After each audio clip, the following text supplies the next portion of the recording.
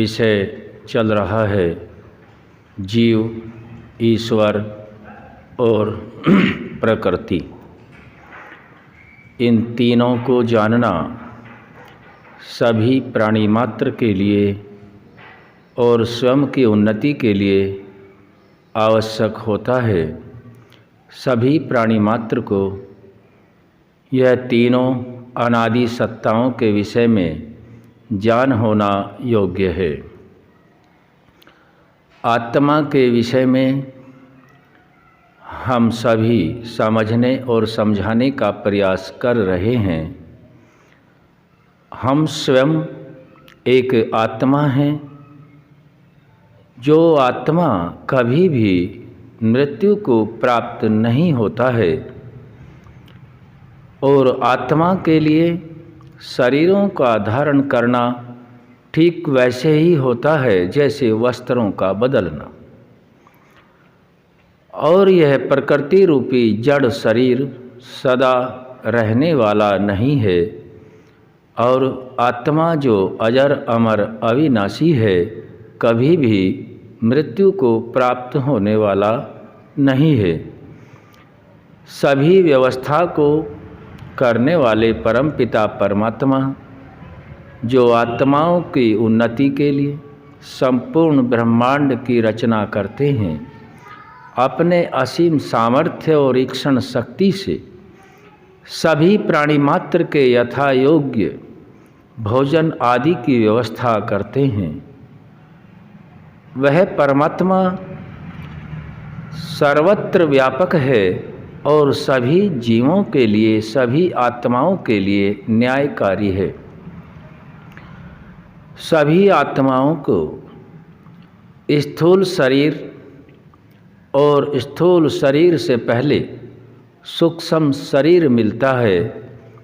जिस सूक्ष्म शरीर में जीव के द्वारा किए गए कर्मों के संचित रूप में जमा होकर के जिनको हम संस्कार कहते हैं और परमात्मा की व्यवस्था से अन्य अन्य शरीरों को पाते हैं। जितने भी परमपिता परमात्मा ने शरीरों का निर्माण किया, उन सभी शरीरों में मनुष्य का शरीर सबसे उत्तम शरीर है और यही शरीर देवों की नगरी अथर्ववेद में समझाया गया है। देवों की नगरी, जितने भी ब्रह्मांड के अंदर देव हैं, उन सभी देवों का सूक्ष्म रूप से परमपिता परमात्मा ने आत्मा के लिए इस स्थूल शरीर में सृजन किया है। हम इन देवों से उपकार लेकर के अपनी उन्नतियों को प्राप्त होते हैं। आत्मा का विषय चला हुआ है और हम सभी मनुष्य जाति को आत्माओं के लिए जो शरीर दिया है, इस शरीर के अंदर 5 ज्ञानेंद्रियां हैं। पांचों ज्ञानेंद्रियों के विषय में हम जान चुके हैं। आज पांचों को एक साथ समझने का प्रयास करते हैं। ज्ञान इंद्रियां, जिनसे ज्ञान ग्रहण होता है, उनको ज्ञानेंद्रियां कहते हैं। जो आत्मा की उन्नति के लिए परमात्मा की कृपा से सभी मनुष्यों को प्राप्त हुए हैं। आँख अर्थात चक्षु इंद्रिय, नाक अर्थात घ्राण इंद्रिय, कान जो श्रोत्र इंद्रिय है, जीभ जो रसना इंद्रिय है, त्वचा जिसमें त्वक इंद्रिय है। ये इंद्रियां सभी सूक्ष्म होते हैं और जो ये शरीर के अवयव बाह्य अंग दिखाई देने वाले हैं, जैसे आँख, नाक, कान, जीभ और त्वचा, ये पांचों इंद्रियां नहीं हैं, बल्कि ये पांचों इंद्रियों के साधन हैं। यदि यह साधन न हो तो इंद्रियां ज्ञान ग्रहण न कर सकें। इन पांचों स्थूल जितने भी ये साधन लगे हुए हैं, पांचों आँख, नाक, कान, जीभ और त्वचा, ये पांचों ज्ञानेंद्रियों के साधन हैं और सूक्ष्म इंद्रिय मन के आदेश से कार्य करता है और जैसा जिस इंद्रिय से हमने ग्रहण किया उस सभी ग्रहण करने को हम प्रत्यक्ष कहते हैं।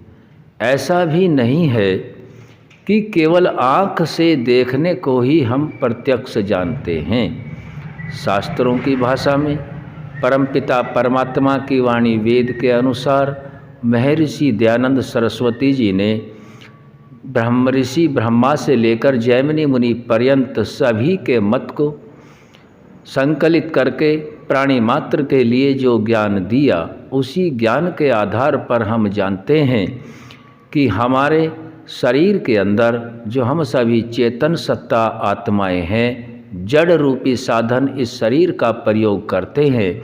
इस शरीर में पांचों ज्ञानेंद्रियों के द्वारा हम पुण्य कर्म भी जमा करते हैं और पाप कर्म भी जमा करते हैं। अच्छे बुरे दोनों रूपों में संस्कार होते हैं। यह उस आत्मा के ज्ञान के ऊपर निर्भर करता है कि उस आत्मा ने ज्ञान परिवार से, समाज से, आचार्यों से किस वातावरण में प्राप्त किया है। क्योंकि वेद और शास्त्रों के ज्ञान से जो ऋषि दयानंद ने हम सभी को समझाया कि मनुष्य कर्म करने में स्वतंत्र है और कर्म करने के पश्चात परमात्मा की न्याय व्यवस्था में परतंत्र है। कोई भी कर्म ऐसा नहीं है जिसे परमात्मा नहीं जानते। किसी भी स्थान पर, किसी भी समय कोई भी कर्म किया गया हो, वो सभी कर्मों को परमपिता परमात्मा अपने विशेष गुण सर्वव्यापकता से, क्योंकि परमात्मा सर्वव्यापक है और सबके आत्मा में अंतःकरण में मौजूद है, उसी सर्वज्ञता से परमात्मा सभी कुछ जानता है और आत्मा अपने अल्पज्ञता से सभी कुछ नहीं जानता है। हम सभी को योग्य है कि परमपिता परमात्मा ने हम सभी आत्माओं को यह पांचों ज्ञानेंद्रियाँ उत्तम कर्म करने के लिए दिए हैं। इनसे हम उत्तम कर्म करके ही मनुष्य से उत्तमता को प्राप्त हो सकते हैं। यदि इन्हीं ज्ञानेंद्रियों से हम उत्तम कार्य न करके निम्न कार्य करते हैं या निकृष्ट कार्य करते हैं तो सभी आत्माएं निम्न को और निकृष्टता को प्राप्त परमात्मा की व्यवस्था से होते रहते हैं। इसीलिए ऋषियों के बताए मार्ग से जो महर्षि दयानंद सरस्वती जी ने, जिन्होंने आर्य समाज का मानव जाति के कल्याण के लिए एक निर्माण भी किया ताकि सभी अच्छे विचारों वाले श्रेष्ठ हों, परोपकार करने वाली आत्माएं हों, इन विचारों को रख कर के आर्य समाज का निर्माण संपूर्ण मानव जाति के लिए किया और यह ज्ञान भी साथ में दिया कि हम सभी को परमात्मा द्वारा प्रदत्त अपनी ज्ञानेंद्रियों से कोई भी ऐसा कर्म न करें जिससे हमारे अंदर अहंकार, द्वेष, काम, क्रोध, लोभ, छल, कपट आदि दोषों से हम भरे रहें। इन दोषों का अधिकतर आत्माओं को पता चल ही जाता है और यदि उन्हें पता चल जाए और उनके पास यह ज्ञान है तो वह आत्माएं इन दुर्गुणों से बचने का अथक प्रयास करते हैं। इसीलिए जब मनुष्य कर्म करने में स्वतंत्र है तो ऋषि लिखते हैं कि वह सत्पुरुषों का संग करे, सत्य असत्य को जाने, कर्तव्य अकर्तव्य को जाने और प्रत्येक व्यक्ति जो विवेकपूर्ण है सत्य असत्य, कर्तव्य अकर्तव्य और धर्म अधर्म को जानकर के ही उन्नति को प्राप्त हो सकता है। और यह मार्ग जो हमें सत्य को जानने का मिलता है केवल ऋषि प्रणीत ग्रंथों में, वेद, शास्त्र और उपनिषद जो महर्षि दयानंद सरस्वती जी ने 11 उपनिषदों को ही प्रमाणित माना है। ये सभी जो शास्त्र हम देखते हैं, पढ़ते हैं, सुनते हैं, ऋषियों का निर्देश है कि जो जो शास्त्र, वेद और धार्मिक जितने भी अन्य ग्रंथ हैं जिनके अंदर वेदानुकूल ज्ञान की उन्नति की व्याख्या है, ज्ञान दिया गया है, वो सभी पढ़ने योग्य हैं। और यदि उनमें कोई भी वेद के अनुकूल नहीं पाया जाता तो उन ग्रंथों को ठीक वैसे ही त्याग देना चाहिए जैसे भोजन में थोड़ा सा विष मिला हुआ होता है तो वह संपूर्ण भोजन को दूषित कर देता है, खाने योग्य नहीं होता। मनुष्यकृत ग्रंथ में पूर्ण सत्यता नहीं होती है। मानव मात्र के कल्याण के लिए, पूर्ण उन्नति के लिए सत्यता वेदानुकूल ऋषि प्रणीत ग्रंथों में ही पाई जाती है।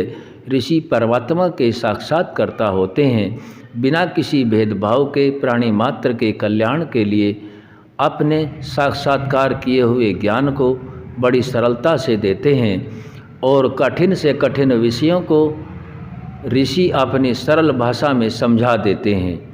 मनुष्य बहुत ही सरल विषय को इतना कठिन कर देता है कि वह समझना मुश्किल हो जाता है।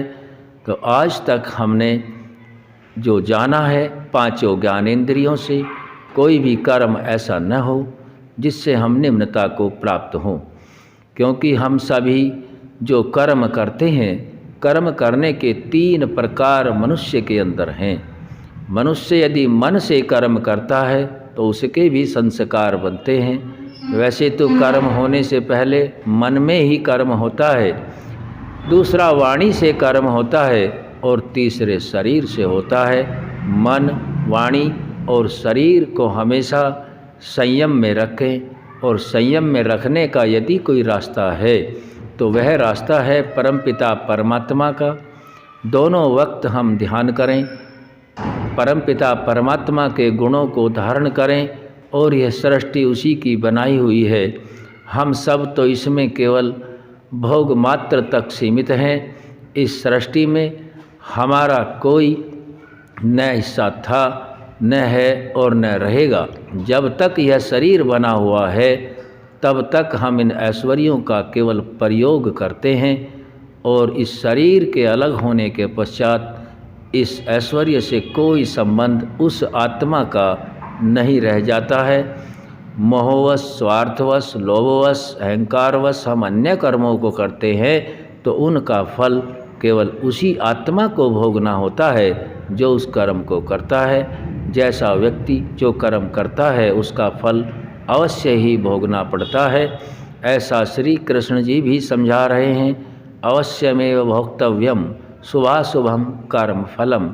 कर्म चाहे वाणी का हो, कर्म चाहे मन में ही चल रहा हो, किसी के सामने प्रकट न हुआ हो, या कर्म वाणी से शरीर से हुआ हो, सभी प्रकार के किए हुए कर्मों का फल केवल उसी आत्मा को भोगना पड़ता है जिस आत्मा ने जिस तत्व से वह कार्य किया है।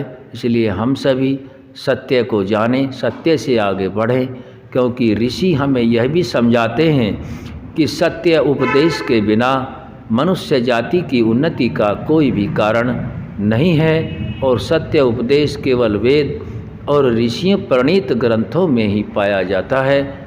आज हमने पांचों ज्ञानेंद्रियों के विषय में भी सूक्ष्मता से इस विषय को रखा। हम सभी ने समझने समझाने का प्रयास किया, आगे फिर रखेंगे। ओम सम।